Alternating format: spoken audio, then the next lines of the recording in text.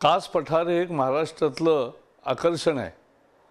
ऑगस्टच्या शेवटापासून फुलाची जी बरसात होते आणि जितकं म्हणजे काश्मीरला जातात लोक ट्युलिप पाहायला, तसं कासच्या पठारावर लाखो लोक येतात।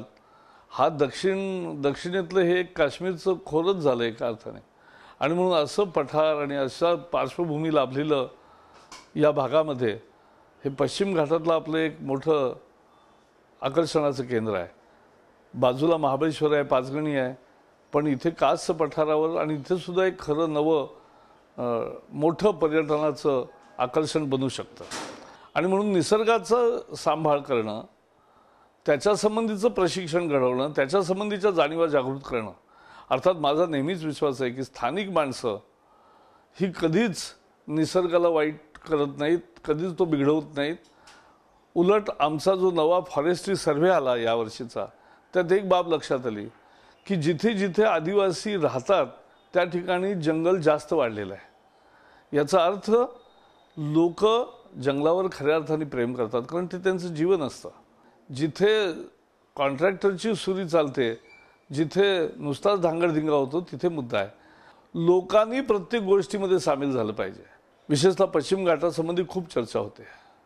या पश्चिम घाटासंबंधीचं खरं चक्र हेच आहे की यामध्ये असंख्य उत्तम स्थळं आहेत ज्याचा खऱ्या अर्थाने विकास करता येईल, पर्यटनालाही चालना मिळेल, रोजगारही मोठा मिळेल। युरोपामध्ये जशी छोटी छोटी गावं आणि अशी प्रसिद्ध झाली, त्या ठिकाणच्या स्थानिक लोकांना रोजगार मिळाला, त्यांनी वेगळी कला तिथली जोपासली आणि त्या कलेसाठी तो भाग प्रसिद्ध झाला।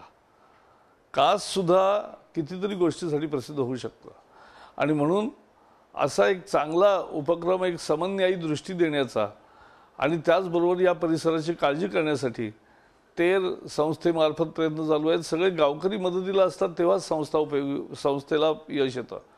आणि म्हणून गावकऱ्यांना, संस्थेला आणि अशासारख्या अनेक नव्या पर्यावरणाच्या मित्रांना मी मुद्दाम आग्रहाने निमंत्रण देतो की या पहा, निसर्गाची इतकी लयलूट ज्याला म्हणता येईल चांगली आपल्यासाठी दिलेली निसर्गाने।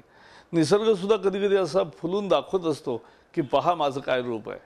असं रूप दाखवणारं एक कासचं पठार, त्या पठाराच्या संबंधात आणि त्या निमित्ताने पश्चिम घाटासंबंधीची, त्याच्या वनसंवर्धनाची, त्याच्या निसर्ग रक्षणाची अशी एक नवी प्रतिज्ञा आणि प्रेरणा आपण घेतली पाहिजे आणि ती प्रतिज्ञा करून त्याच्या रक्षणासाठी प्रयत्न केले पाहिजेत। हे आमचा यासाठी उद्देश आहे।